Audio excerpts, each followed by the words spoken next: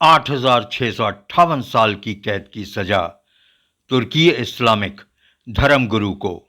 अदनान ओक्तार नाम के इस गुरु को, जो बिकनी पहने लड़कियों से घिरा रहता था, बच्चों के यौन शोषण, रेप, धोखाधड़ी, पॉलिटिकल और मिलिट्री जासूसी के अपराध के लिए उसे 8,658 साल की कैद की सजा दी गई है।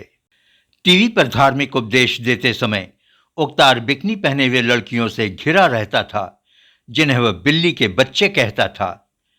तुर्की में रहने वाले इस धार्मिक गुरु पर कई महिलाओं ने उस पर शोषण का आरोप लगाया था। कई बच्चों के शोषण के आरोप भी उस पर लगे थे।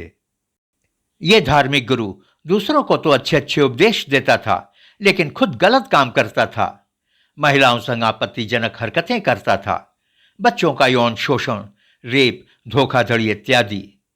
इन अपराधों की वजह से उसे 1075 साल की जेल की सजा सुनाई गई, लेकिन बाद में कोर्ट ने फैसले को पलटते हुए उसकी सजा को बढ़ाते हुए 8,658 साल की सजा कर दी। धार्मिक परंपराओं और रूढ़िवादी विचारों पर बात करने वाला यह तुर्की खुद मॉडर्न और निहायत ही कम कपड़े पहनी औरतों से घिरा रहता था। इन चड्ढी और ब्रा पहनने वाली औरतों को वो किटन कहता था। मजे की बात तो यह है कि वो खुद भी बहुत मॉडर्न तरीके से रहता था और अक्सर पार्टीज वगैरह में शिरकत करता था। इस्तांबुल का रहने वाला यह धार्मिक गुरु औरतों का शोषण तो करता ही था, छोटे बच्चों का भी शोषण करता था और अपने देश के मिलिट्री राज को दूसरों से शेयर भी करता हुआ पकड़ा गया था। कोर्ट को एक महिला ने बताया कि यह धार्मिक गुरु उसका तो शारीरिक शोषण किया ही, उसने दूसरी कई महिलाओं का भी यौन उत्पीड़न किया। उसने कहा कि हम औरतों को गर्भ निरोधक गोलियां लेने के लिए मजबूर किया जाता था।